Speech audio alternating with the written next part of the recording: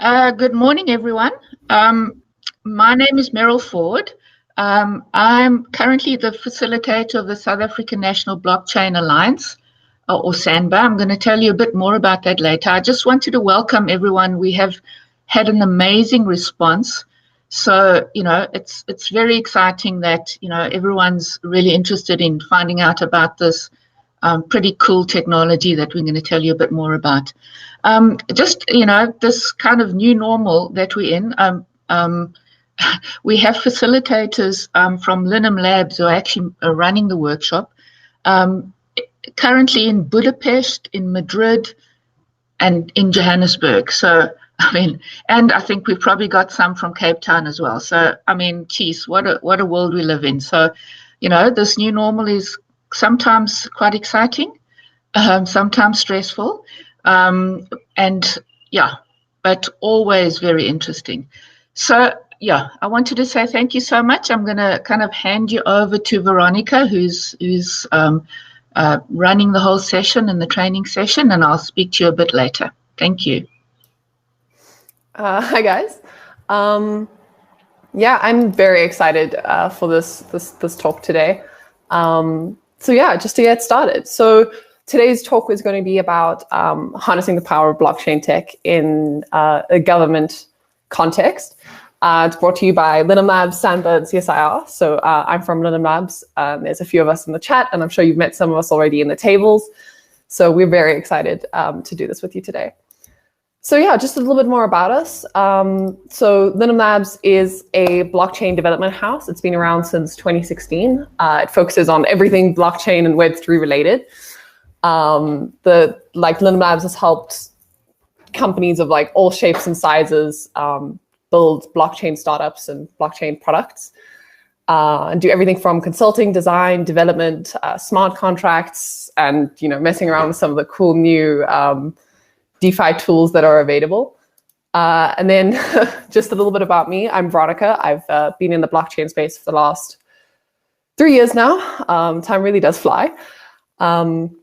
And I'm really excited to give this talk today because I'm South African, and I really have a lot of hope and passion for South Africa. And I think, with a little bit of help and a little bit of nudging in the right direction, South Africa could really, really just take off. And I really hope today with this blockchain talk, I really inspire some good ideas of innovations we can do within the government space. So what we're going to be covering today, Meryl just now is going to be introducing the 4IR. Then we're going to jump into what is a blockchain from the ground up. I know a lot of you were worried it was going to start a bit technical. It's not technical at all. We're going to go literally from no understanding and build it up from there. So you don't need to worry about that at all. And then once you understand what blockchain is, why does it matter? And why is it actually helpful? What makes it good? And then we're going to dive into some really cool use cases that government can actually look at. But so we'll cover day two on day two. Without further ado, here is Meryl.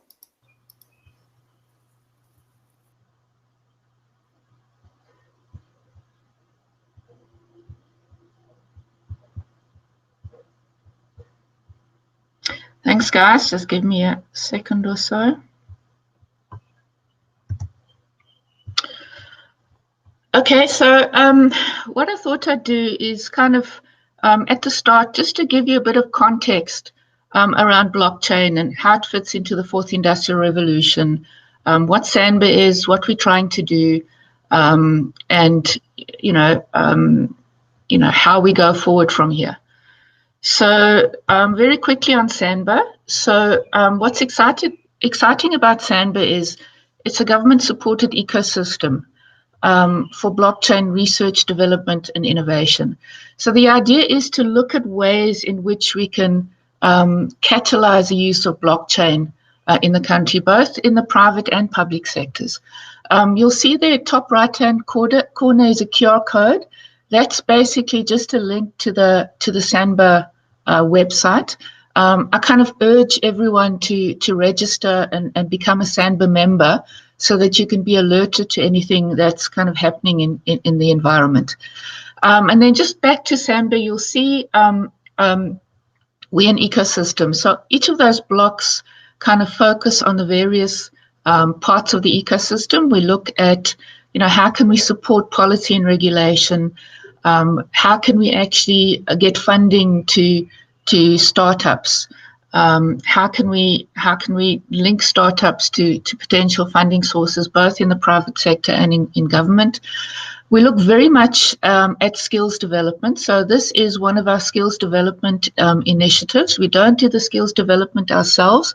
What we're trying to do is we're trying to support companies that actually do this and are experts in blockchain skills development. We've had quite a few courses before, focusing both on the technical side of things as well as on the kind of more business aspects of blockchain and the strategic aspects. We kind of look at how we can help with the whole support system environment. Development and innovation is a big focus, especially since we are actually funded currently by the Department of Science and Innovation. So looking at ways to support innovation, for example, at universities and in research organizations like the CSR. Research, then markets. There are various use cases for blockchain.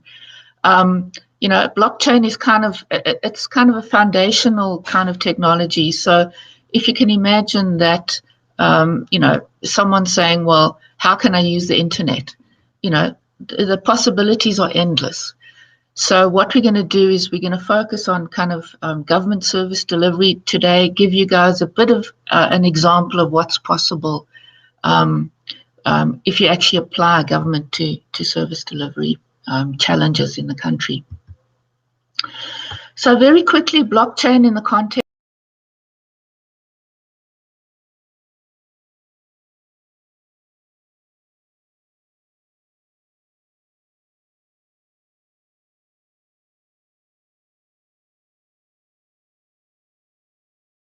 Defining the fourth industrial revolution as new technologies. Everyone, you read all of these definitions of what is the fourth industrial revolution, and they say it's a combination of physical, digital, and biological technologies. Actually, it's a lot more than that, because as soon as you start developing new technologies to do things differently, it affects everything else. So if you can imagine, actually, the fourth industrial revolution not only is not only changes in technology, but it's actually changes in the way business happens. It looks at things like digital trust, at new business models, at digitalization of businesses. So it inherently changes the way, as I said, things are done in business as well. And then if you look at the governance aspects, so with an environment that changes so rapidly, with technology, kind of going from zero to hero in a couple of years nowadays, there needs to be new ways of actually managing that change in terms of policy and processes at a governance level. And also, as a country, we're part of a global community. Globalization is a reality in the world at the moment. You have to figure out ways to actually join that. If you don't, you need to be part of that world, because if you're not part of that world, you'll simply be excluded. And then if we look at how the fourth industrial revolution, issues around society and how society is busy changing. Obviously, there's a big focus on skills and jobs, new kinds of skills, new kinds of jobs that are emerging, old jobs that are disappearing, issues of digital society. In South Africa, issues of access. How do we ensure that there's equitable access for everyone in the country? So the fourth industrial revolution is the combination of all these things affecting each other all the time. It should never be looked at as a kind of a one-dimensional environment. I mean, the kinds of things that we're going to see happening more and more, there's a lot of cross-cutting technologies. There's issues that we'll hear about today about digital ID, digital content and applications, issues around cybersecurity, privacy, and personal data protection, which are becoming more and more important in the kind of digital world. And then the need for research and development, not only research and development that happens elsewhere in the world, but all of the exciting stuff that's actually happening in South Africa at the moment. And then, there will be more focus on, I'm sure everyone's heard of Industry 4.0. So Industry 4.0 is the application of all of these processes and technologies in industry. Similarly, you have the concept of agriculture 4.0, health 4.0, education 4.0, financial services 4.0, and we're going to expose you a very little bit today on kind of government 4.0. And, we keep on saying this is all happening in the future, but I think what's important to realize, it's happening now. I think, just looking at what's happened over the past year and how we've had to adjust to new ways of doing things, for, doing courses like this online, doing all sorts of, Zoom meetings, working from home, et cetera, et cetera. The 4R isn't something that's going to happen. The 4R is busy happening right now, and we need to really work hard to stay on track and so that it doesn't actually run away from us as a country as well. Just very quickly, how I see blockchain in the context of the 4R. So blockchain to me is basically the trust foundation of the fourth industrial revolution, or Web 3.0, if you want to call it that. So, it keeps things honest. It keeps things transparent. It enables traceability, equity, more efficient ways of doing things. It's decentralized. It's not owned or controlled by any particular entity. You'll hear a lot more about exactly what I'm talking about right now. And then there are various kind of cross-cutting 4R technologies. Everyone's heard of Internet of Things. Those are devices and sensors that can send information in real time, can track things. It can be used to create smart environments, smart cities, smart homes, smart provinces, smart government, potentially. And then AI and machine learning, I kind of see that also on top of kind of the blockchain foundation, because you can use AI to automate real-time decision making, for example. On top of that as well is big data and analytics. So how do you actually look at all of this data? How do you make sense of this data? And how do you augment data-driven decisions? The issue around trust is integral in all of these things. Then the various specialized technologies, that are very specific focuses. So drones, autonomous vehicles, precision medicine, precision agriculture, robotics, virtual augmented mixed realities, 3D printings, et cetera, et cetera, et cetera, because these things are emerging all the time. The possibility of all of these technologies kind of are endless. It's basically up to us to imagine what can be done with all of this, the technology, and to contextualize it to our particular circumstances in the country.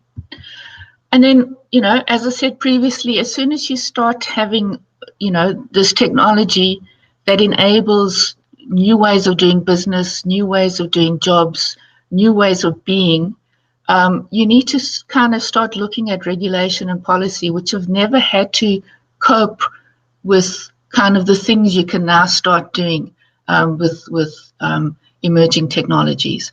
So that's kind of a big challenge, and I think it's going to be government's challenge as well. So that's why we actually have a session tomorrow that talks a bit about, how do we actually embrace these technologies, but actually keep abreast of them as well, and not let them run out of control. So we need to identify all of these regulatory challenges, and we need to mitigate any risks. And that's me. So, please join SANBA, www.sanba.co.za, to kind of keep abreast of any other potential courses, any opportunities, being exposed to the ecosystem, et cetera, et cetera. Thanks very much. Thanks, Meryl. Veronica, need to figure out how to switch off there. Don't worry, I got you. Okay, cool. So a little bit of housekeeping before we jump into the rest of the talk. So I just wanted to explain, because I know a lot of you guys haven't used this app before. So the first thing is the chat. So the chat is where we can just, general conversation, lots of good stuff. Then there's a separate tab called questions. So if during the talk you have a question about something, or you want to bring it up as a point of discussion, please put it in questions so that I can see it more easily. Then there's also a little button called raise hand. If you raise your hand, I will pull you onto stage so you can ask your question or whatever it is that you want to discuss. Right. Then the last thing is these little face at the bottom. You should see it next to at the bottom there, called reactions. So those reactions just kind of let you do cute little things on the screen that I can see while I'm talking. So that's my housekeeping. And now I'm just gonna share my screen again. Right. So give it a second. Okay, great. Is everyone ready for me to jump into this? You can just put a little reaction at the bottom of the screen, a little thumbs up. Great. Okay, so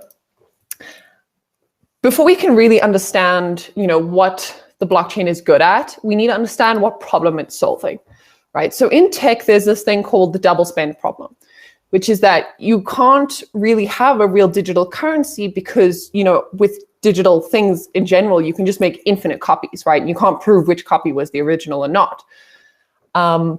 So just to really understand this, we're going to use the analogy of a digital artwork, right? So let's say Alice makes a digital artwork that she's then going to try sell to you, right? And she's telling you that you're going to be the only person who owns this digital art in the whole world.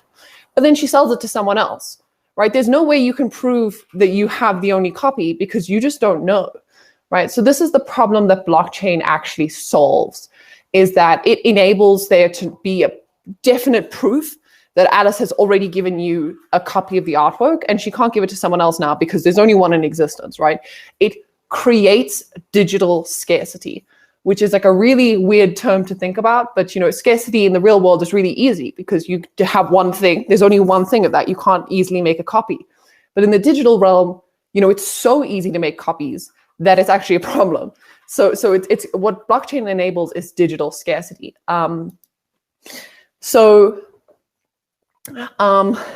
Just a quick brief one.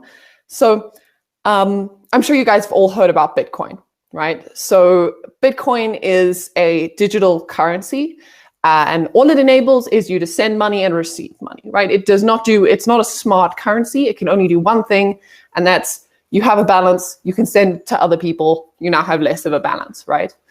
But the real power in blockchain comes with programmable money. So you can think of it like old school Excel spreadsheets, but before it was even Excel, they weren't programmable, right? You put a number in there, it's just in there. It's not doing anything special, right? That's just a digital currency. You can't do anything special. You can just put it in. Whereas programmable money are like modern Excel sheets, right? Where you can put it in, you can put an equation in, you can make it do clever things. So that's how programmable money is different from digital money, right? So a programmable currency would be like Ethereum, which is another blockchain I'm sure you guys have heard of. And then Bitcoin is just a digital money. It doesn't do anything special. Well, it does lots of special things, but nothing incredibly complex. So then just to give you guys like a history of blockchain, right? Blockchain has actually been around for quite a while now. The white paper, and a white paper is like a technical paper written explaining how it works, was released in 2008, right? That was quite a while ago. Not compared to like the internet, which has been around since ages, but like it really took a while before blockchain reached the momentum that it has to really take public eye as it has this last year.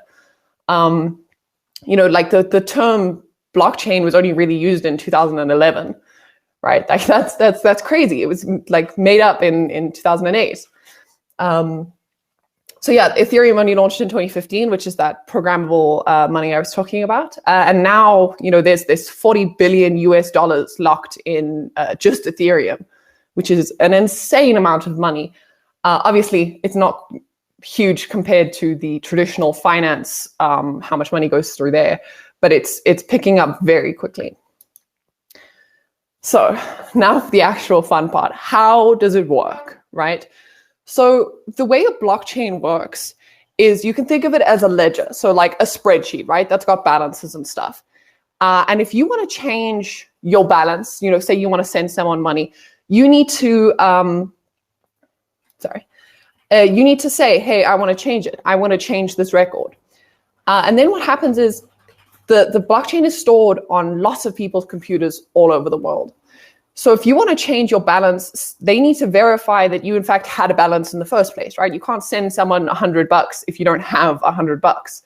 So you say, I want to change it. I want to send this person $100. So first things first is these people who store the ledger all over the world, check that you actually have enough money to send someone $100, right?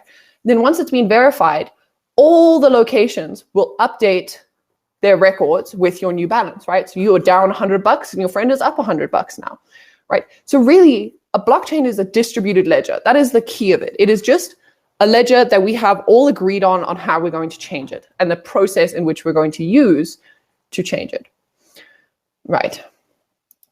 So now to put in some more real terms, so we can actually talk about this on the same level, right? So it's one distributed ledger, right? And then all the computers around the world storing it are called nodes, okay?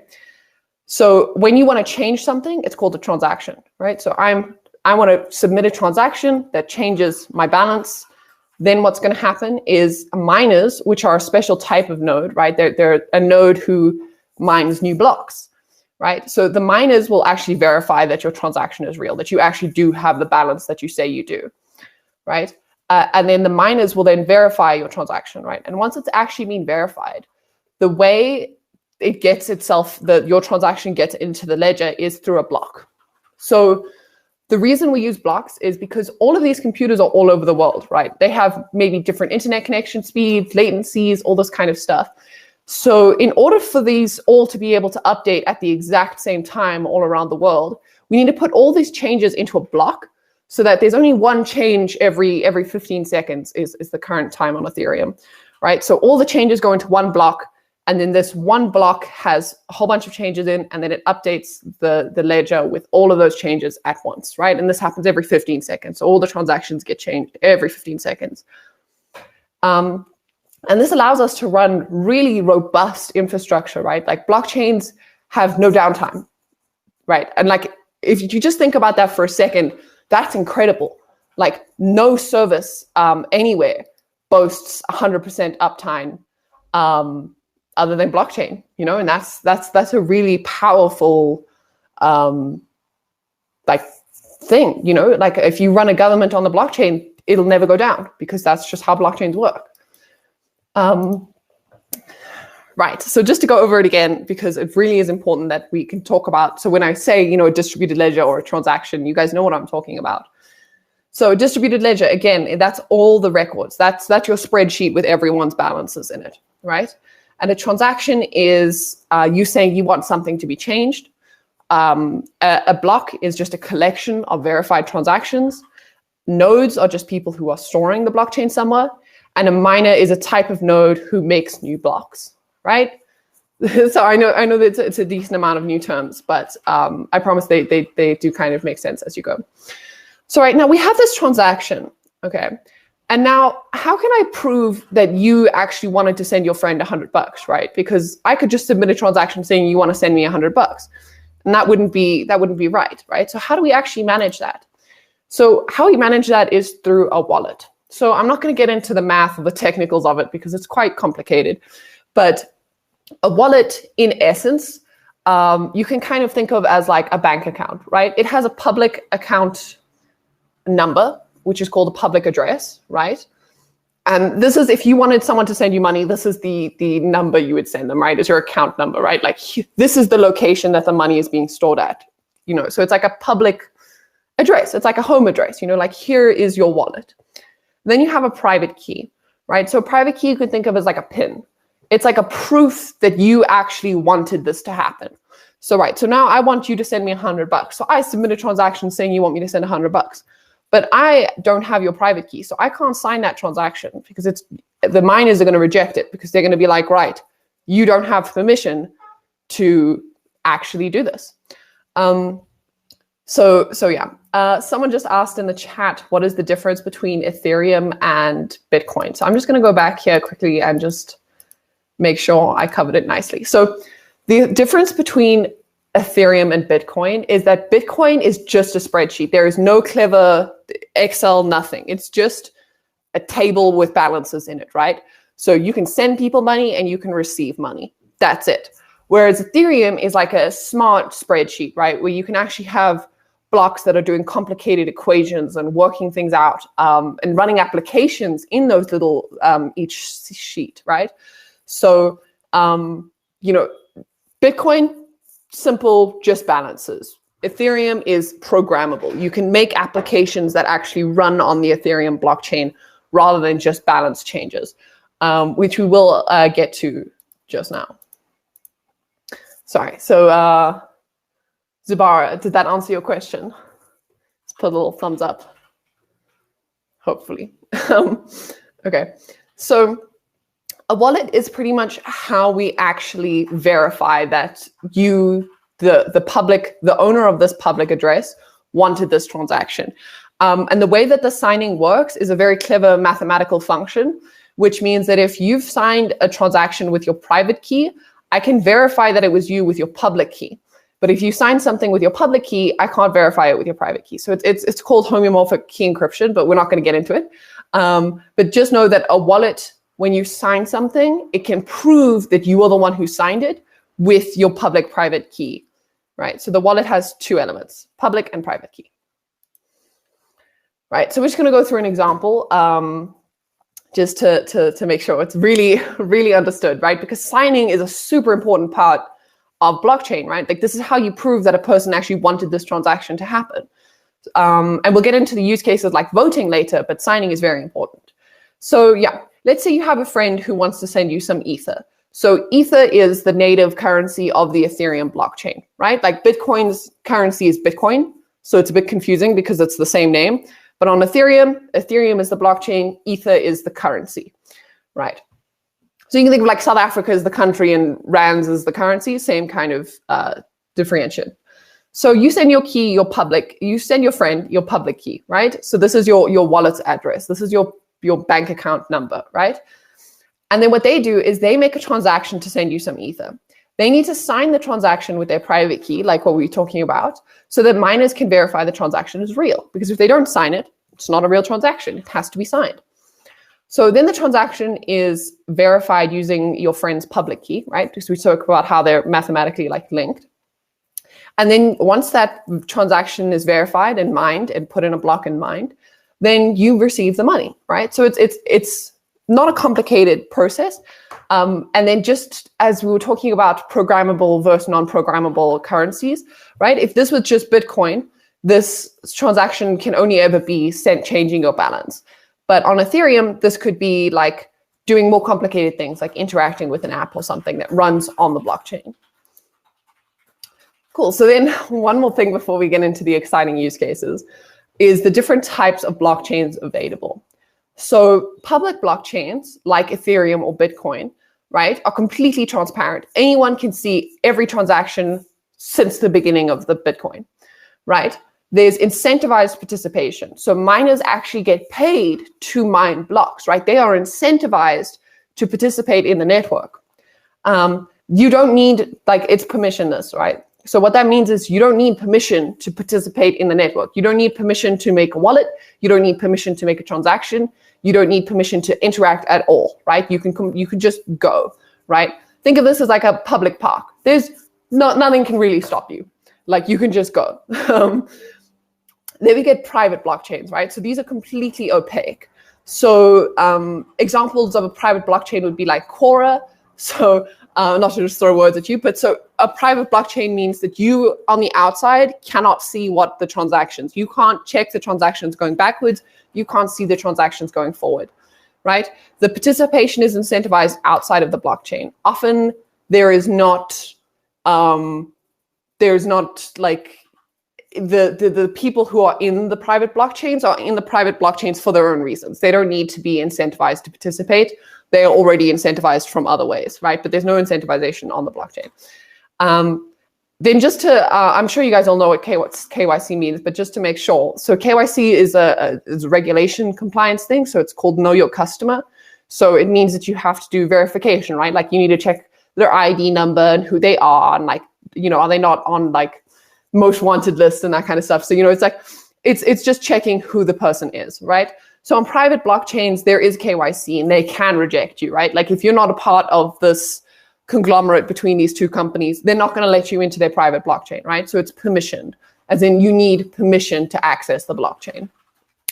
So then you get hybrid blockchains, right? So this is most of the time when big institutions or governments and that kind of stuff use blockchains, they are using hybrid blockchains, right?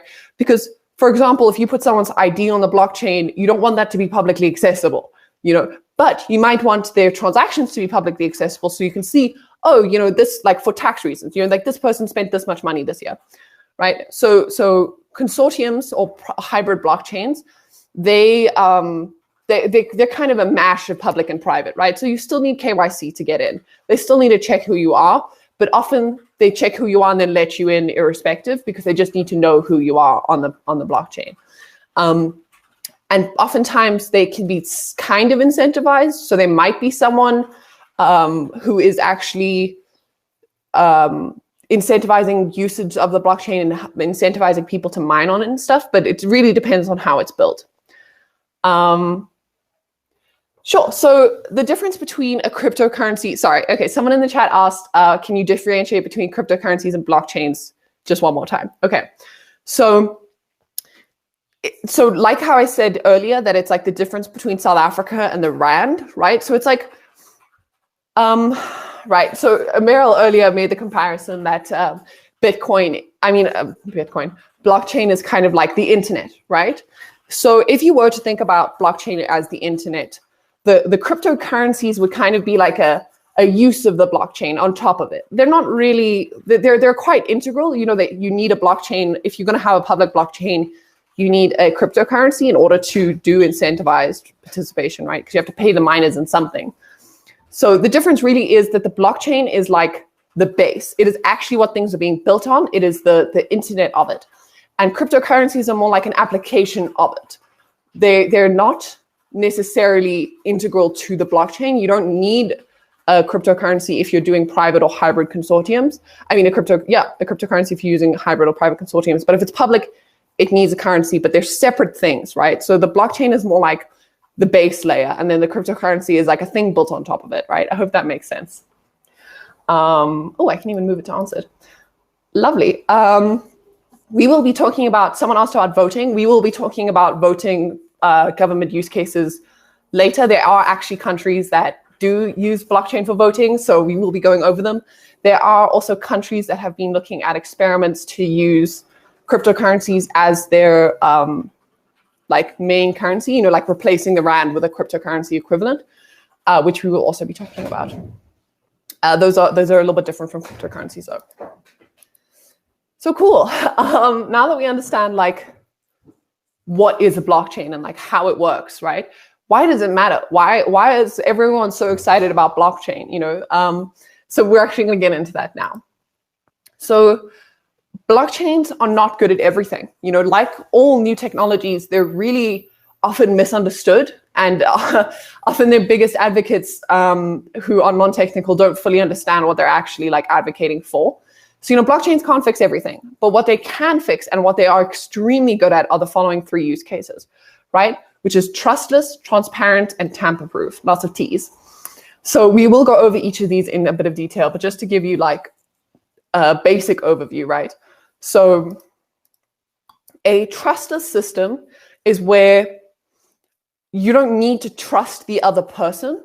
You just need to trust the system, right? So for example, if you're going to sue someone, right, you do not trust them, but you trust the justice system to be able to handle your suing process, right? So that's a trustless system where I don't trust the other party involved, but I trust the system to actually be able to execute that correctly, right?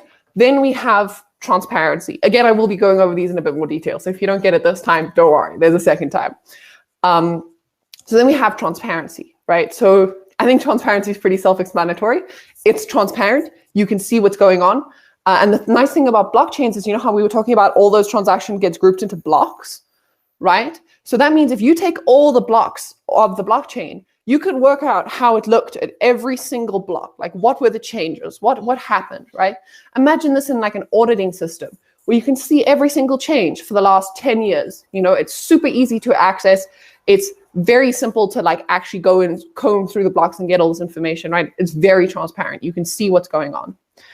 And then tamper-proof means that it is really, really difficult to go back and change how things were, right? So, you know, you often hear in these cases of like fraud and that kind of stuff, they've gone back and they've changed records so that when they get audited, it looks like it's okay, right? So with blockchains, it is very, very difficult. We will go into the details of how difficult it is to go back and change how things look, right? It is so it's tamper-proof because the cost to be able to tamper with it is often unaffordable, even to larger institutions. But we'll cover that now.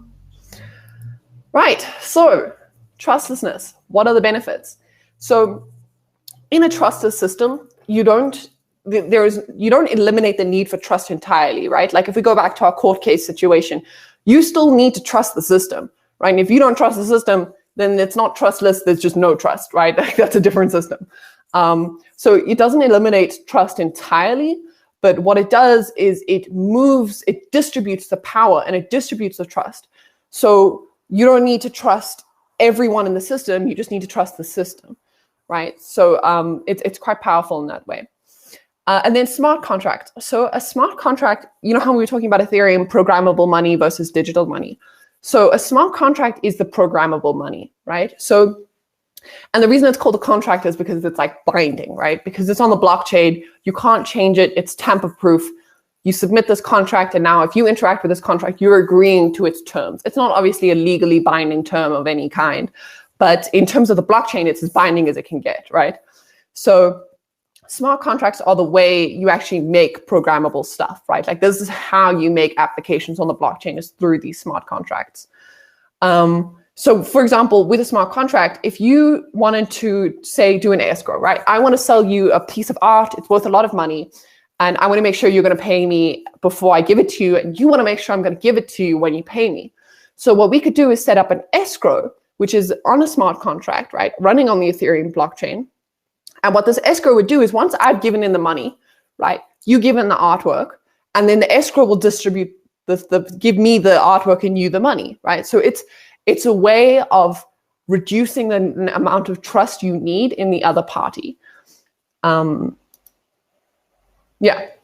So then we go on to transparency, right? So the blockchain enables transparency in a way that most systems do not accommodate and cannot accommodate, like technically cannot accommodate, right? Because of all those blocks as we were talking about, right? There is a granular change by change history of everything that's ever changed on the blockchain, right?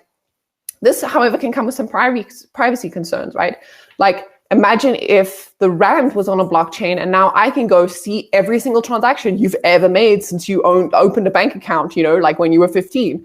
That might not be good, you know, like that's a major privacy concern. Like I should not be able to get that kind of information from you, right? So that's where we would get some kind of hybrid system, right? Where I can see that Veronica is on the blockchain and Veronica, you know, is a citizen of South Africa and Veronica has a bank account, but I can't see how much money she has or what transactions she's done, right? So this is where those hybrid systems really come into power, is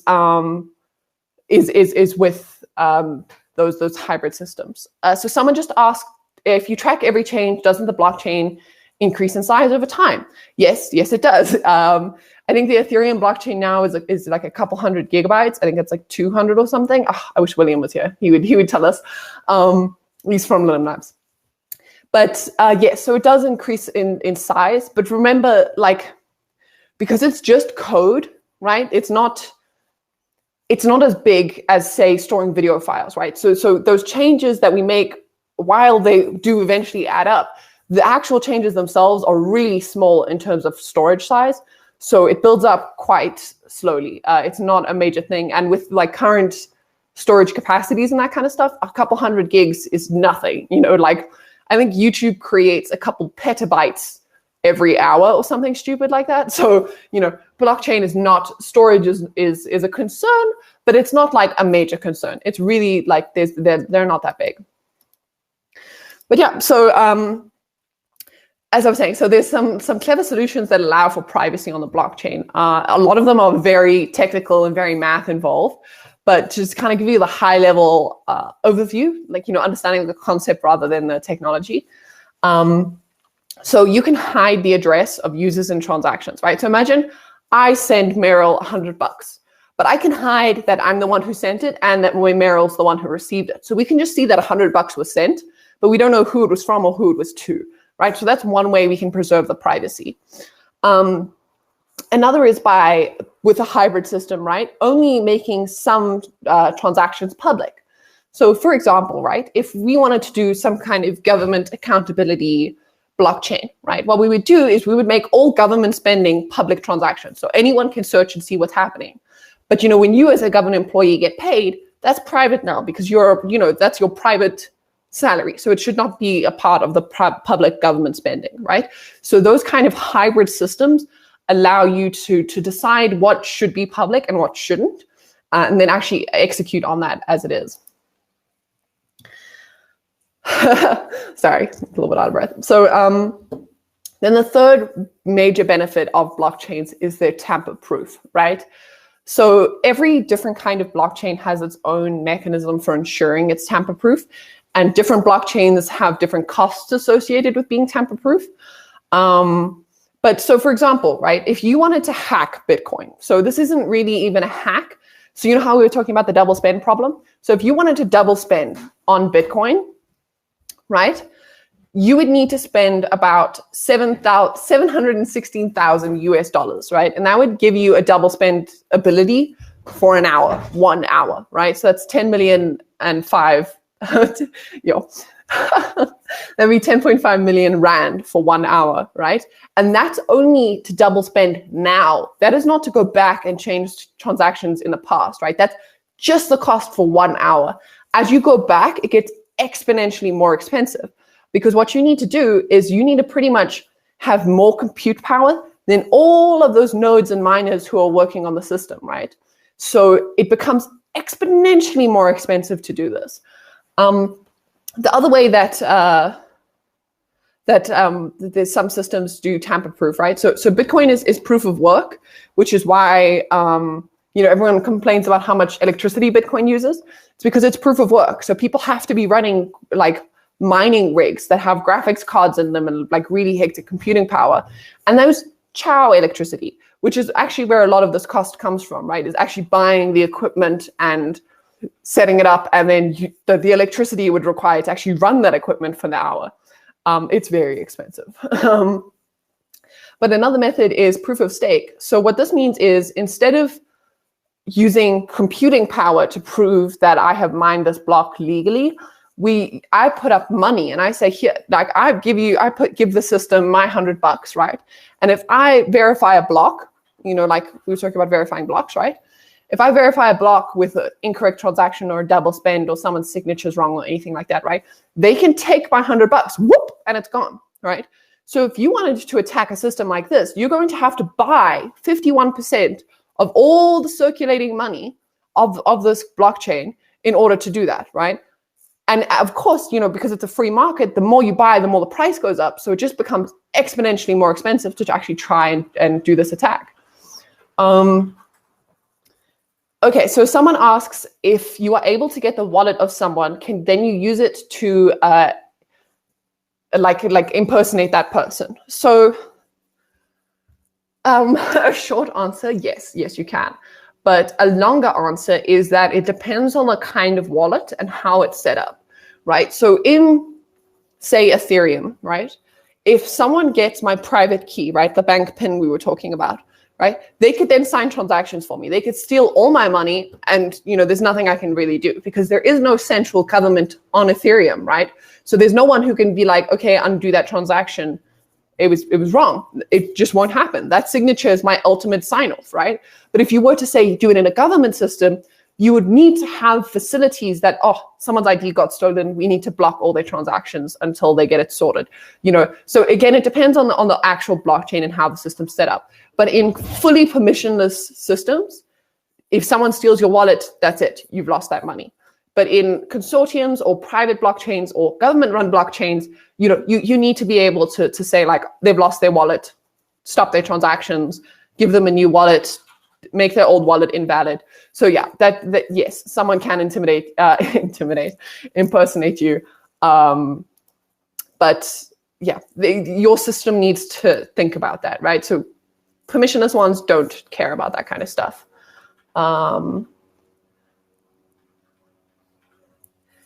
Cool. So now we're getting to the fun stuff, right? So blockchain in South Africa. So, went too far.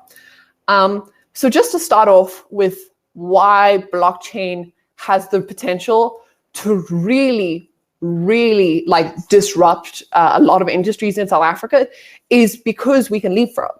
I call it the superpower of developing nations, right? Is because we don't have these legacy systems that we need to now replace. We can just go straight to the newest technology and the best way to do it. We don't need to iterate through the 50 versions that have come out in the last 10 years, So for example, with the landline, most of Africa completely skipped the landline and just went straight to mobile phones. And that's incredible, and that's really powerful because if you look at some first world countries, a good percentage of their population still only has access to landline because they have all these legacy systems that they need to replace rather than just implement, right? Right, so South Africa, we did a really incredible project. I'm sure you guys have all heard about it, Project Corker, right? So what Project Corker is a clearinghouse replacement, right? So what they did was they partnered with SARB and Consensus, so the South African Reserve Bank. Consensus is a really big blockchain company in the US. They do a lot of government projects because they have a hybrid consortium, public-private mashup blockchain called Quorum, and Quorum is really good for government use cases. At least some government use cases. So what Project Corker does was in South Africa, banks aren't allowed to trade directly with each other. They have to go through a clearinghouse. Right, so the clearinghouse can often become a bottleneck in transactions because now it needs to go through this third party before the transactions actually clear. So Project Corker was replacing that system, that third party, with a blockchain instead. So the banks can interact directly in a trustless manner because they just need to trust that Project Corker, the system, is going to work the way they understand it to, right? So it was incredible though. The block speed was 2 seconds, right, which was faster than Ethereum, as I just told you, was 15 seconds. There was privacy of transactions. There was 70,000 transactions in under 2 hours, right? That's almost the whole day's worth of clearing transactions in under 2 hours, right? It also won the the best distributed ledger innovation of 2018 by the central bank, which is really incredible for us to get recognized for these really innovative projects. I think there's even been 2 iterations of Project Corker so far. So it was the typical daily volume of the South African payment system in less than 2 hours, right? That's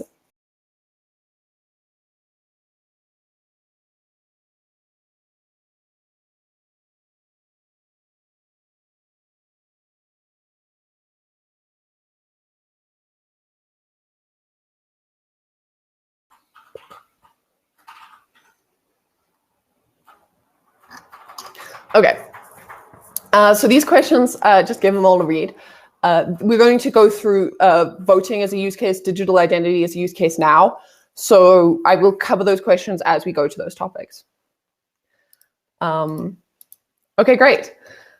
So, so before we can actually get into like proper use cases, we need to discuss privacy and data ownership, right? Because having more data on the blockchain, and specifically more government data where it's related to its citizens, right? It becomes so much more important that we have proper protections around who owns this data. Data is being compared to the oil of the 21st century, right? Because it is so valuable. And the more data you have, the more valuable it becomes. And what is a blockchain if not a place where all the data is in the same place, right? So ownership and privacy is so important. So what I wanted to just touch on first is there has to be sufficient legal protection for privacy and legal rights to data ownership. Here in South Africa, we have legal protections in terms of privacy of criminal histories, if you're a minor, like that kind of stuff, right? Those are protected. But our data laws right now have really fallen behind the 21st century. We created the POPI Act, but the POPI Act is a good start, is what I want to say. It's a good start, but it should not be the final step we take, right? There's so much more we need to do. And also the consequences for offending the POPI Act are quite limited. And the burden of proof is quite heavy on the prosecutor to actually be able to prove this. So we definitely need to take it a step further in terms of making it really clear who owns the data and what privacy is that person protected to, and what are the consequences for a company breaching that privacy. I saw a comment in the chat earlier actually about cloud infrastructure. So I just thought it was brilliant because I actually did want to cover it. In South Africa, the cloud has becoming increasingly more popular in the last little bit. And the cloud services T's and C's, terms and conditions, can be really onerous. And a lot of South African companies specifically have been nailed by this, right? So for example, you store people's credit cards, for example, on your app. You store it on the cloud because you don't want to have it, if your system goes down, you don't want to lose all those credit cards. But now that cloud provider stores that data in India. So now as a South African company, you don't it's going to go under India's data laws, and you don't have control over that. So, it's cloud servers specifically have really kind of hopefully opened everyone's eyes to how important it is to have data rights. Another thing that's been happening a lot is that if you want to remove your information from the cloud, so you've stored this information there, now you want to take it down. Often the cloud service providers will charge you a small fortune to get that data back off. And often companies can't afford it. So the data just stays there, and now you as the user of this product, as a South African citizen, your data is now stored in Russia or somewhere around the world, and you don't actually have proper ownership or protection over it. And that's just not acceptable as we enter the depth of the 21st century. This needs to be something that we have sorted really quickly, because it's going to become just so important. It's already so important, but it's going to become vital to the country's protection and national security and all that kind of stuff, being able to have proper data ownership and privacy. So the next thing is blockchain is actually really good for cybersecurity, because there's this trustless element, there's transparency, and there's proof. Have you complied with cybersecurity laws or cybersecurity best practices and that kind of stuff, right? So it's really important. So someone just said there are complaints that the US is falling behind. The US has fallen behind greatly in terms of data protection and privacy laws. And often it's because of lobbying that they have, because companies don't want to have to comply with more strict regulation. They're able to pay government employees to vote on their behalf. And so it just doesn't change, it is actually quite sad, because the US kind of sets a precedent for the rest of the world. And the precedent they're setting right now is not that great. Yes. So yes, someone also said that blockchain is an international technological focus. It is. There is a lot of exciting stuff happening in China. There's also a lot of concerning stuff happening in China, especially around privacy and data ownership. But we'll get to there when we talk about central backed digital currencies. So now we're getting into our identities. So I just want to scroll so I can see the questions about identity next to me. Right.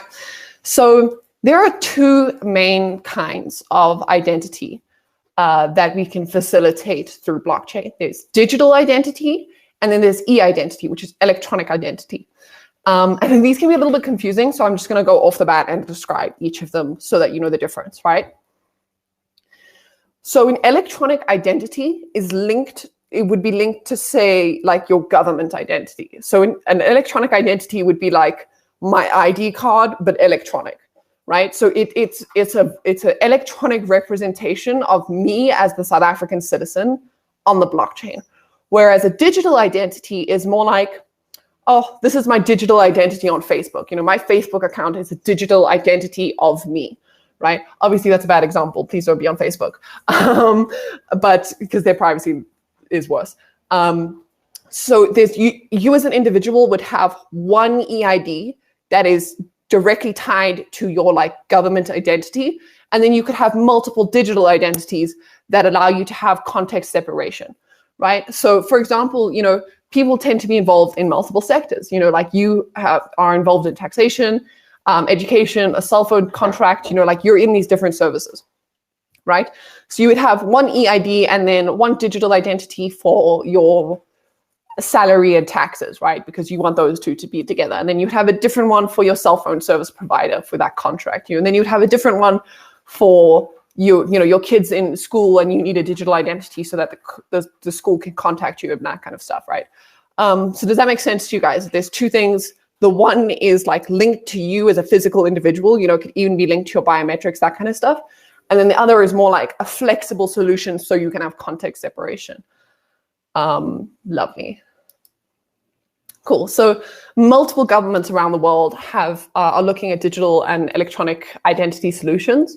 You know, and one thing that's become really, really clear is if you don't have a proper digital and electronic identity solution, you as a government, you know, it's going to be very difficult to actually digitize your services, because now how are you like making it consistent? How are you ensuring that this person has one tax account and one salary and is paying, you know, together, you know? So it's really important to have a really robust system where you're sure of who this person is and what the context is that you are looking at them at. And there's been some really fascinating use cases of digital identities. For example, in Kenya, there was a big migration of a religious minority, and they were using digital identities on the blockchain to enable these people to have an identity once they've left the country. You know, specifically in countries where like a religious minority is pushed out by, you know, an authoritarian government, and now they don't have an identity. They don't have they don't have an EID with that country. You know, they don't have any kind of government documentation. So they need something to be able to identify who they are, because, you know, often when you're seeking asylum, they're like, cool, what's your ID number? And it's like, I don't have one, they kick me out, you know? So like these solutions can really help, especially in like heavily impacted areas, like in areas where people need to flee the country. Yeah, so it's very powerful. I can send also there's a link slide at the end with all the links, which you guys will get a copy of these slides for the record. I did see someone ask that.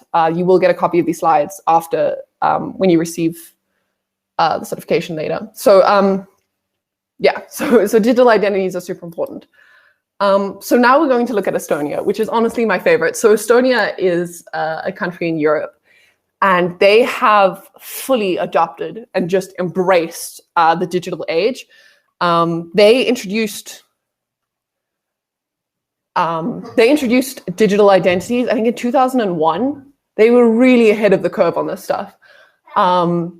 You know, and Estonia's president actually has a lot of advice for countries who are trying to digitize themselves. So we're just going to like look at them now as a use case. So the first thing she recommends is voting should not be your first digital service, because voting is like the most difficult use case to actually get down pat. You know, so someone asked about digital voting in the chat somewhere, I saw it. You know, so voting is really quite technically challenging, you know, and you want to start with, say, like e-filing, which we've got down pretty well-ish. You know, like we want to combine that now with a proper e-identity, and then we can move on to, say, doing SASSA payments, which we'll get to later, and like really expanding it and making sure that the system is robust before trying to tackle voting, which is the hardest use case. And there also needs to be a lot of trust in the government and cybersecurity. Like the people need to trust that the government is going to handle this well and do this properly. Just give me a second, sorry.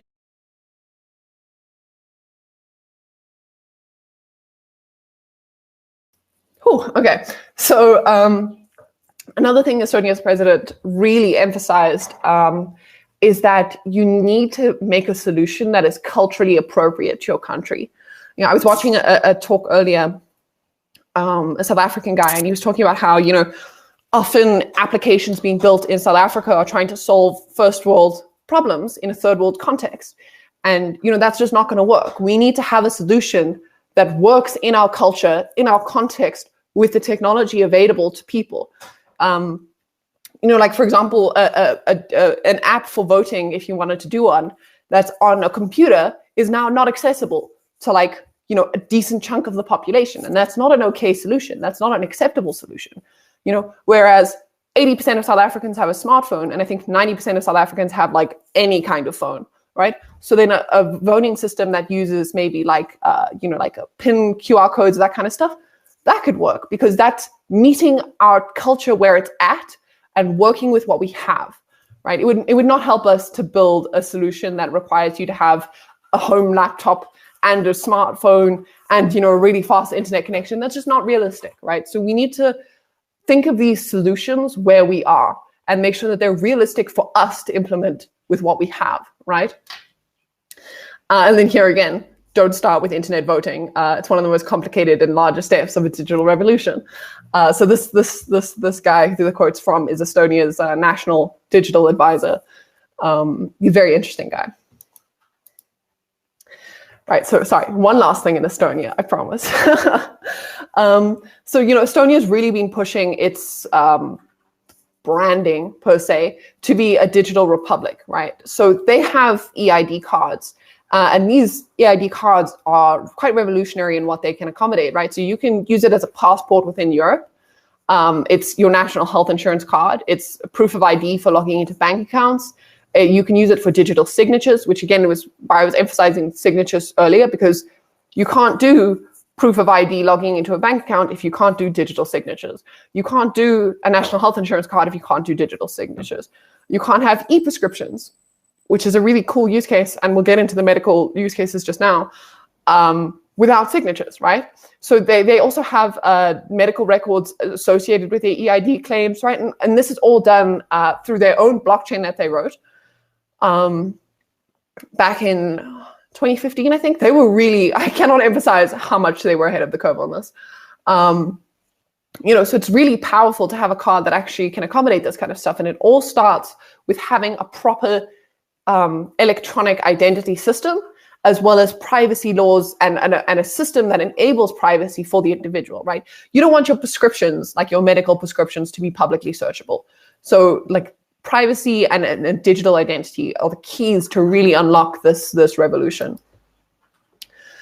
So now a really nice use case of blockchain is credentials. And here in South Africa, we seem to just have an endless amount of scandals of people with fake degrees. Credentials like university degrees, medical degrees, like anything like that can be done on the blockchain in a really powerful way. So, like the current system, universities issue these degrees. If you want to verify that someone's degree is real, you need to go to a third-party application, pay them, and they will then go verify it for you, right? Like that's a bit ridiculous. It should be like a publicly accessible thing, something I can go check. Is my degree real? I should be able to check that without having to pay a third party to actually go in and do the digging for it, right? So using a blockchain, you could have the universities have a wallet, so they have a public-private key, so they can sign stuff, right? And they issue these degrees onto the blockchain. So they can be like, oh, we sign with our digital signature that Meryl has her degree in computer science, and she graduated this year and these were her marks. You can have quite a granular level of information. You can even go back so that you have everyone's marks from first year all the way up. Again, there's privacy concerns, but at least with the verification of degrees, it should be a publicly accessible service. So if it's on the blockchain, then any individual could go and check, like, is this degree real? Does this person actually hold this degree? And then also when these kind of scandals do burst out and we get 500 people who have fake degrees, we can go and see who in the university signed this, who signed off on these degrees that weren't real. We have this system for accountability, and it comes with that transparency, right? You can't have accountability without transparency, right? That's just the basics. So having this history machine where we can go back and see who signed this, when did they sign this, who did they sign it for? We can really start to create an accountability system, because I think that's one of our biggest issues in South Africa, but I'm not going to get into it too much now, is just accountability for your actions. So now we get on to iVoting. So it's called iVoting and not e-voting, because you're voting through the internet. It's not an electronic vote. I'm not going to get into the technicals, but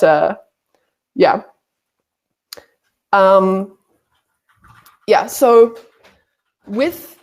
sorry, I just saw a question now saying, how safe is it from being hacked? And Meryl, lovely, thank you for answering. So you can't hold the system ransom because it's distributed.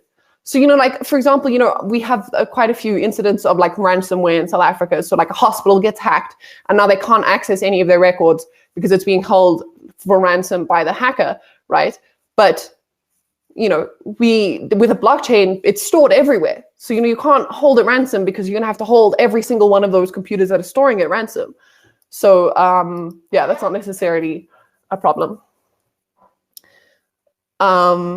So someone else, Meryl again, said yes. So government e-services can be zero rated, 100%. If it is not free to access, it's not, you missed the point. It has to be freely accessible. If you are within South Africa's borders, you should be able to freely access it. And if you're overseas, if you're someone who's immigrated, who still wants to participate in South African governance and that kind of stuff, you should be able to do it in a secure manner. Right, so iVoting. So this is Estonia's, because, you can tell Estonia's really made the heart of blockchain.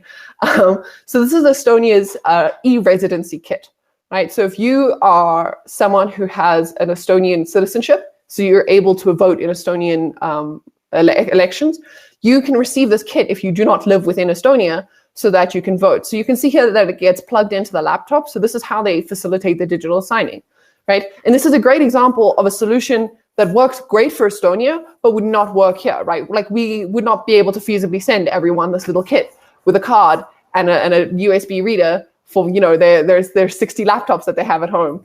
So it's culturally appropriate solutions. But anyway, so their EID card, right? This supports legally binding digital signatures, which is also, I think, a really important point to make about signing. If it's not legally binding, you kind of lose half the power of signing on the blockchain anyway, right? So it's a legally binding digital signature. Originally, Estonia's voting system didn't use blockchain, but there was a potential hack that they thought might have happened that turned out to not have, but it scared them enough to actually move across to building their own blockchain, to take that final level of security and make sure that, in fact, their voting was as secure as it could be.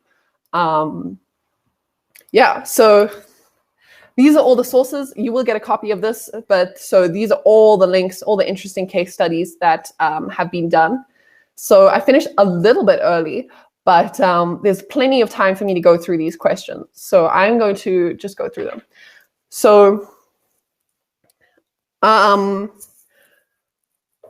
right. How do you implement this when data is expensive, right? So that's what Meryl was saying about it has to be free to access, right? Also, data should not be as expensive as it is in South Africa. We are actively hurting ourselves by making it taxed as a luxury good, because it's the 21st century. You need data. We're making kids work from home, and they have to use data to be able to access school information, but it costs them a small fortune. That's unacceptable. I know cell phone providers have really been trying to give university students and kids free data so that it's not so expensive for them. But the fact that it's so expensive in the first place is like shooting ourselves in the foot, really. What was the time frame, right? So they started their digital voting system in 2005, and they only implemented blockchain in 2012 after that, the hack threat that they received. So that system, they had years of refinement before they actually introduced blockchain. But I mean, this is where leapfrogging comes in, right? So we can just skip straight over that. We don't need to refine it. We can look at how they've done it, implement it in a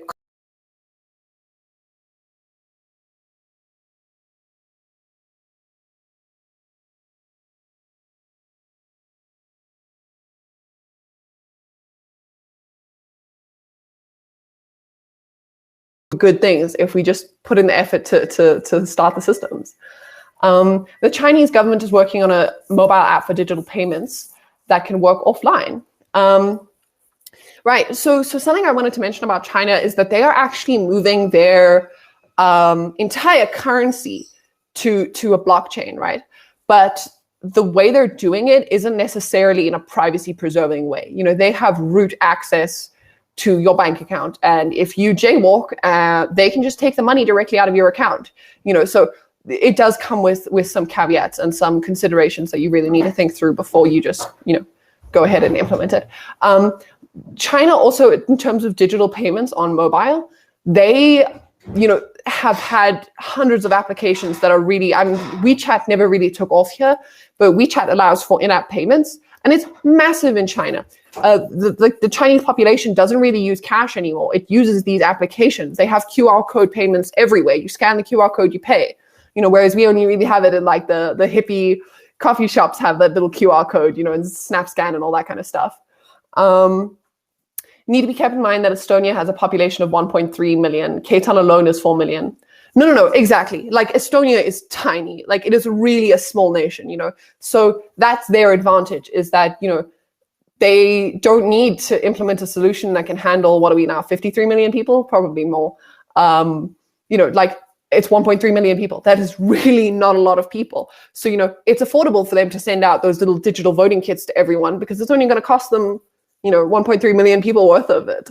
So it's definitely important to keep that in mind, that they have a lot of advantages going for them that allows them to make solutions and changes really quickly because their population trusts them.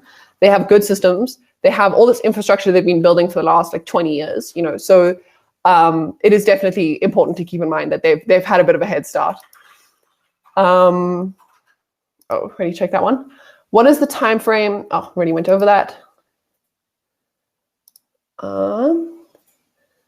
Can the EID concept be used for planning the national, I'm assuming that's the National Health Institute, the NHI, so people can access health services? Nailed it.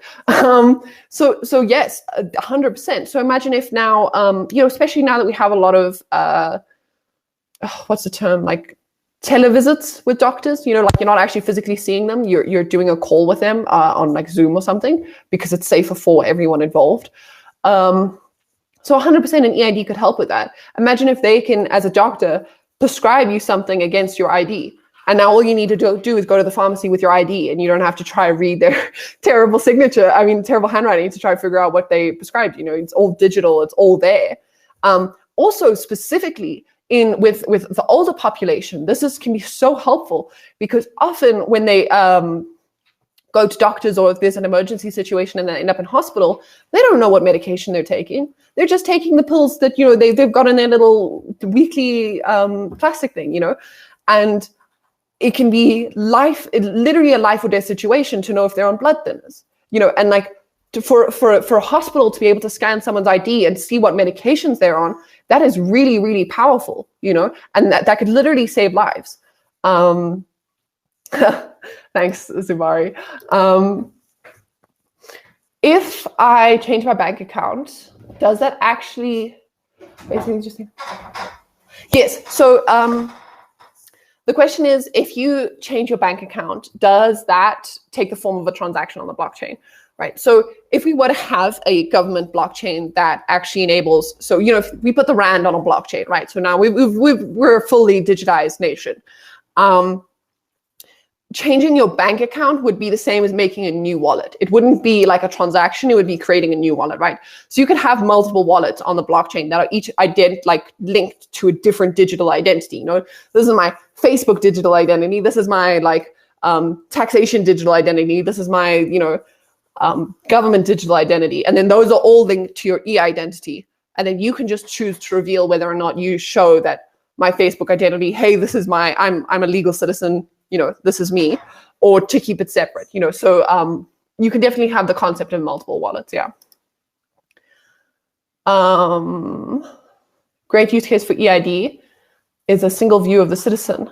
Exactly. Yeah. And also for a government, the kind of data analytics that you could do on a system where you have this much data and so granular, you can see this one person's data for their whole life kind of thing, from when it was implemented, so as a government, you could be like, right, how many people who are on social security payments are actually, how has this impacted their lives?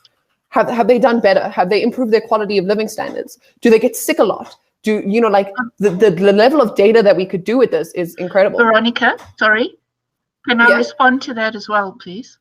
Yeah, sure, of course. So I think that what we need to just keep being aware of is the whole privacy issue. I'm not sure that government should be allowed to see everything about you. Maybe they can see a lot of data about a lot of people that's, but not linked to you as an individual. So that's a major privacy issue.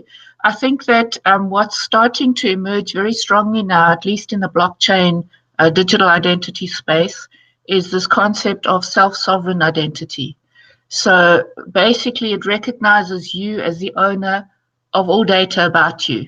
And digital identity would include things like, what links you visit often, on the web, your social media presence, etc., etc. It would include things like qualifications, let's say a digital birth certificate, etc., etc. So basically, you as an individual actually should own the data about yourself and actually only share data as needed. So if you look at it, for example, if you need to do a KYC at a bank, if you've been KYC'd before through, let's say, a blockchain system, then you don't have to provide that same information again. You just need to provide the information that you've already been KYC'd by another bank, for example. So all of this, currently having to email copies of IDs and, addresses, physical addresses, etc. for, that is so insecure, and it's what's leading to all of the major hacks around the world at the moment, because people can steal your identity if you're actually emailing it, from one organization to the next. So the concept of you having, let's say, an identity wallet with your EID, with your digital qualification records, with your medical records, etc., etc., but that's owned by you and controlled by you. That is which is starting to make a huge impact in the world. It's a totally different way of looking at things. It's you as a sovereign human being owning information and sharing as needed. You don't need to, you need to just be able to prove that you exist. When you want to access a service, you don't have to send your ID number, things like that. And that's a whole new way of thinking about things. Yeah, that's a great point. And I was maybe being a bit too simplified when I was talking about it, but there are ways in which there's some fancy stuff called homeomorphic encryption, right? So I can protect your identity. So we have the spreadsheet, right, of your entire life's information, your taxes, your spending, all of this, right?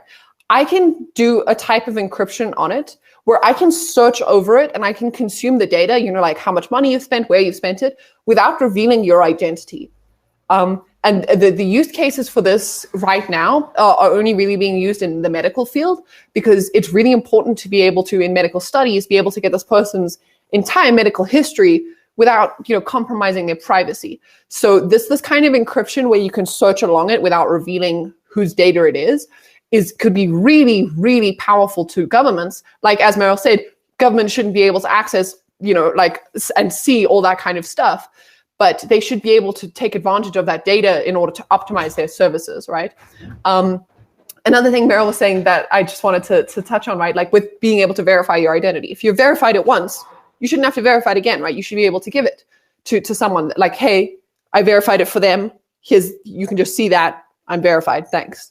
Another really, really powerful use of that like train of thought is in credit histories, right? So if I have been paying rent for the last 3 years, why doesn't that show that I'm like a good, why doesn't that count towards my credit score? Why doesn't that count towards my ability to take out a loan? Because look, I've proved that I can pay something consistently for the last 4 years, 5 years, those kind of data points and being able to utilize those data points in a way that doesn't compromise individual privacy and individual freedoms is so powerful, and we're only really just starting to scratch the surface of understanding of how amazing these use cases can be and how much we can change and improve with these use cases. Someone asked if this technology is largely US based or it's an international.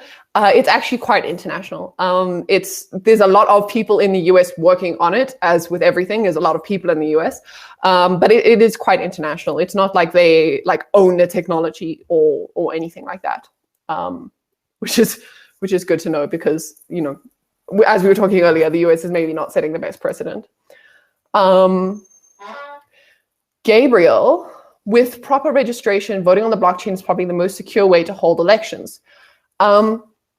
So the problem with voting on the blockchain is it comes with its own challenges. Voting in person has its own issues of, oh, well, me and my chums are going to sit down and just fill out 100,000 ballots, what's going to stop me? Whereas blockchain comes with its own issues of now someone could bribe me to vote in a certain way, it comes with different challenges.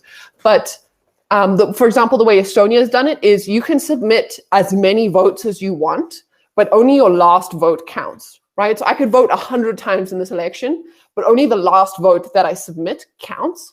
And the way they've done it like that really helps with those kind of blockchain caveats with voting, because only your last vote counts. So you could vote one way, receive a bribe, and then vote another way. And anyway, maybe not the best example, but yeah. So it comes with its own challenges, but it definitely has its own advantages as well. For example, voting out of country in a much more secure way than mailing a ballot over. And also in-person voting, if you had your ID card that is now an e-ID card, you can, hold it onto the voting machine like you do with your card, tap and pay, but it would be tap and sign, and you could sign that your vote is real and that you are a real person, and then it can remove your identity from the vote. And you can have a verified, we can see how many people voted. We can see who voted, but we can't see what they voted for. Or we maybe even can't see who voted. We can just see how many people voted. It can be quite flexibly set up.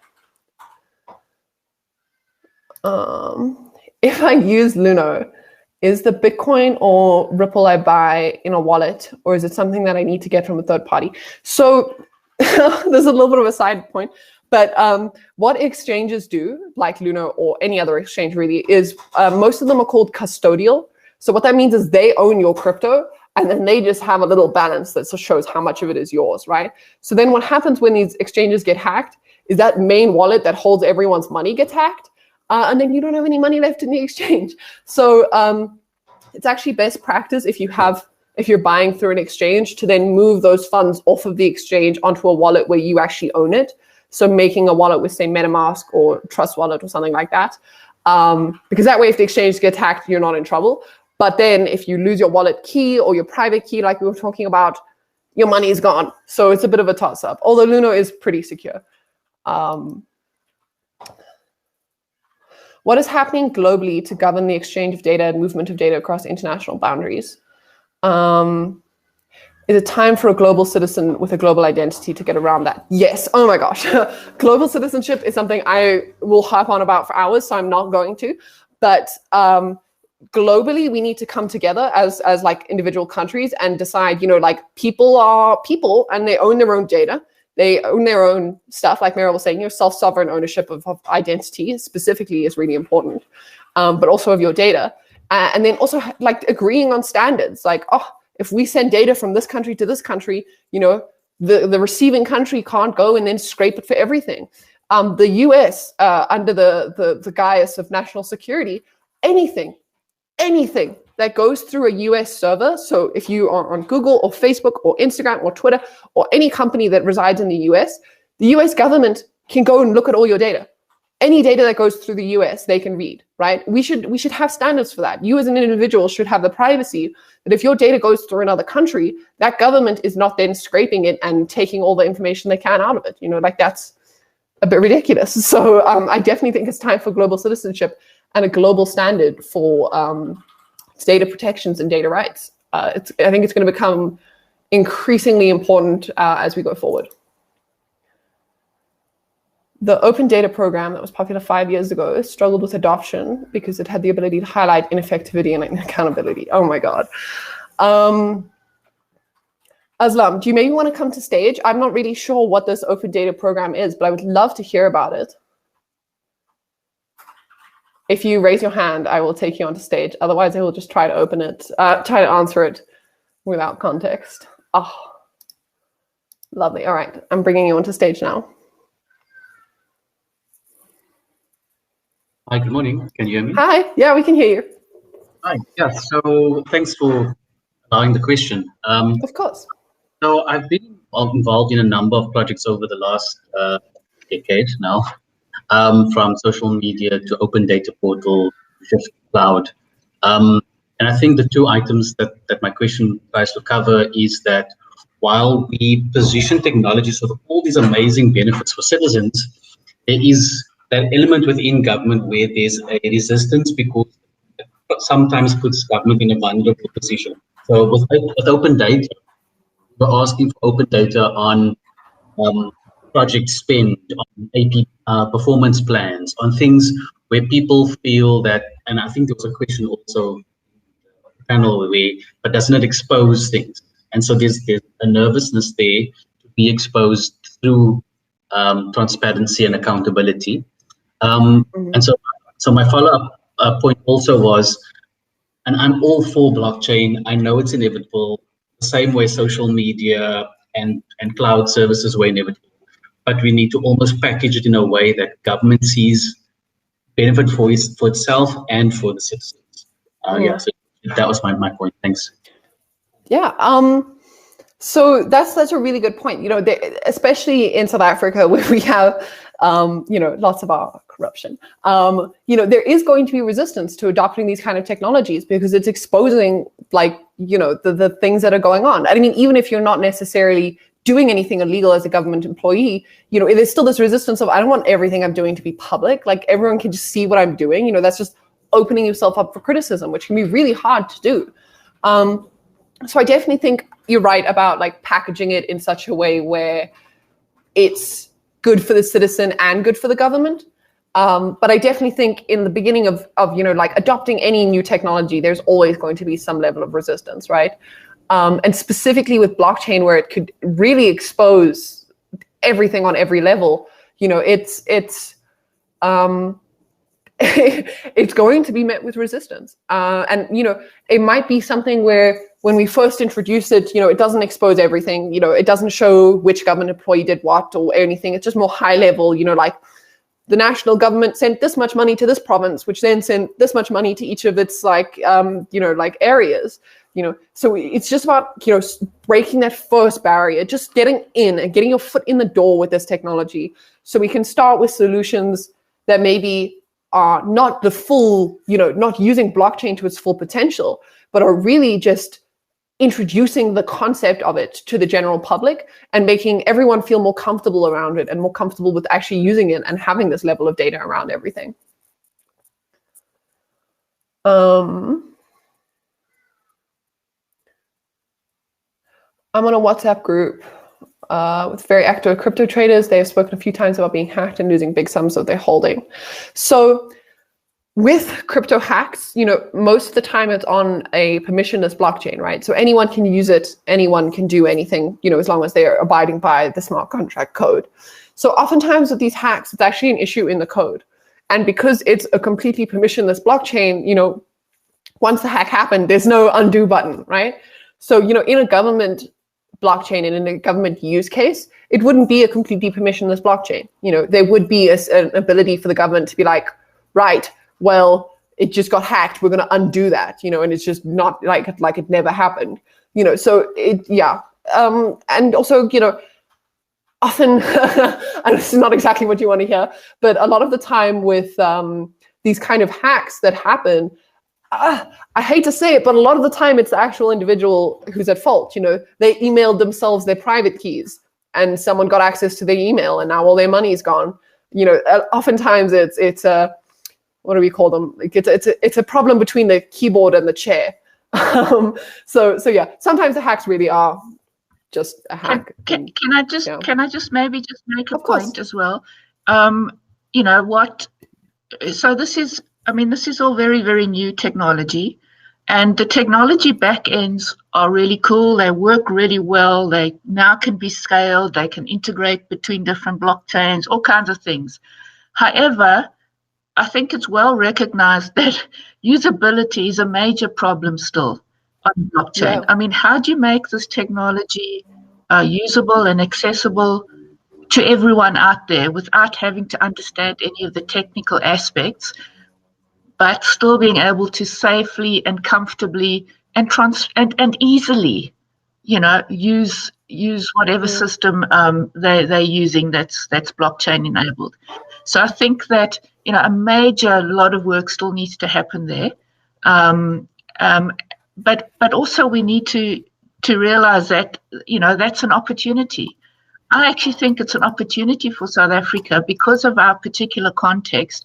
Maybe that's an area where we could become, as a country, really good at.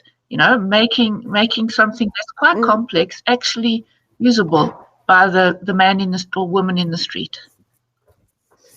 No, exactly. That's a really good point. Blockchain right now is quite difficult to use, and it does kind of set you up for failure in some instances, where if you email it to yourself because you want to save it and then you get hacked, like Meryl's 100% right. There is massive space for innovation in how usable the project is, and if we led that would be incredible for South Africa as a whole, but also just for blockchain adoption as a whole, and like being able to like lead this industry in a way. So yeah, we're getting close to timeout. So I'm just going to answer these last questions. I have seen South African banks starting to experiment with blockchain.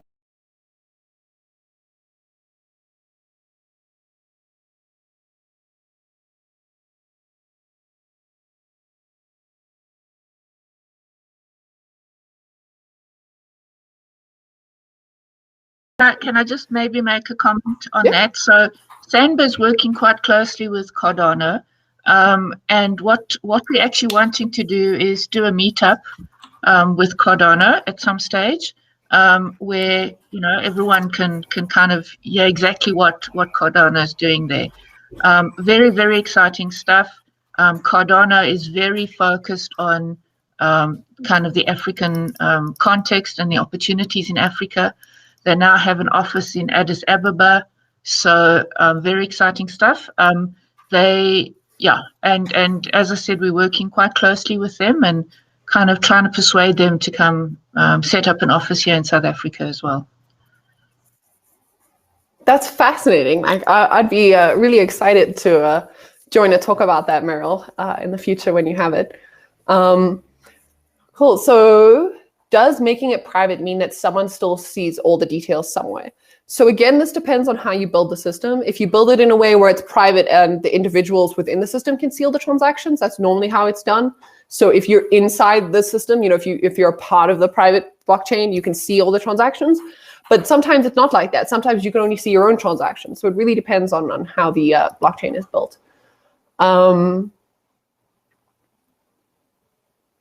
I think there is potentially a huge clash coming in regards to this individual sovereignty as governments try to regulate and control and protect their citizens. governments wouldn't want to give up the ability to tax, for example. No, for sure, governments wouldn't want to give up the ability to tax. But for example, as citizens and people have some fundamental rights, like the basic human rights, right?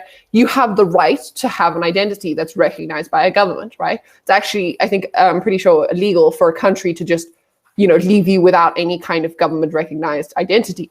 So, like that kind of stuff, we need to start defining what does the government have control over, and what is you as an individual, as a human, what do you have the rights to? And then making that, like codifying that in a blockchain, that those rights are protected and they can't be taken away by the government. But then there's the stuff on top of that, like tax, where the government most certainly has the right to be like, come, give me a portion. Does this mean if a government implemented blockchains, its transactions into government and with a private sector in projects, could it eliminate graft? I'm not sure what graft is. Do you want to raise your hand and come quickly be our last question of the day? Corruption, basically. Yeah. Oh, okay. I mean, I think it definitely would help with corruption. Like for example, tomorrow we're going to talk about it. But if you did procurement processes on the blockchain, right, and somebody gives it to their chormy, like you could go and look and be like, oh, look, there were all these very valid applications for this position, and it got filled by this one dude who is not qualified. But I mean, again, this is what I think Zar was saying about resistance to adoption is, if it's going to expose me like that, do I actually want to adopt it? And that can be quite problematic. So just before we finish off, I just want to talk to you guys about what we're talking about tomorrow. If you know anyone who you think would really enjoy these discussions, please send them a link. This is relatively open. So we're going to be going through some more very interesting government use cases, financial and payment. So this is where we're going to be talking about government-backed currencies, like what China's doing, transparent fund distribution. We're actually going to talk about SASSA a little bit, which I'm quite excited about. Health and medical, there's a lot of really interesting use cases in health and medical. Self-sovereign data ownership, which is something that came up quite a bit today. Vaccination tracking and supply chains. And then we're going to do a really cool brainstorming session just to come up with like some applicable and useful government use cases that you guys can come up with. But we'll cover that more tomorrow. Yeah. We have a huge digital divide. You can use the code to branch the divide. Is there a base? Okay, so I can see a lot of questions about the basics and that kind of stuff. So maybe tomorrow I'll also just add some links because you guys are going to get a copy of the slides just with some basic courses and that kind of stuff. If you want to go the next step in upskilling yourself, you can definitely follow those links and take the next step. So we have a huge divide, a digital divide on those who can code. Can this be used to breach the divide when using blockchain? So again, this is what Meryl was talking about. Like it needs to be usable, and then we can breach that divide. Can I just say so? I mean, the question was USSD as a technology, being able to use USSD to access the blockchain. I think basically anything is possible. I've seen some really interesting use cases in using SMS to actually as a mechanism to do transactions on the blockchain. In fact, one of my colleagues at CSR did that as a master's thesis. She actually enabled full use of SMS to transfer Bitcoin between various participants. So yeah, anything is basically possible. You just need to imagine the solution. Yeah. That's incredible. That's quite a master's thesis. But yes, I think that rounds us off quite nicely. So, thanks everyone for coming. I really enjoyed today. I hope you enjoyed it as well. And I'm really looking forward to tomorrow and our next set of topics and government use cases. So yeah, thanks everyone. Thanks everyone. See you tomorrow. Bye. Cheers. Cheers.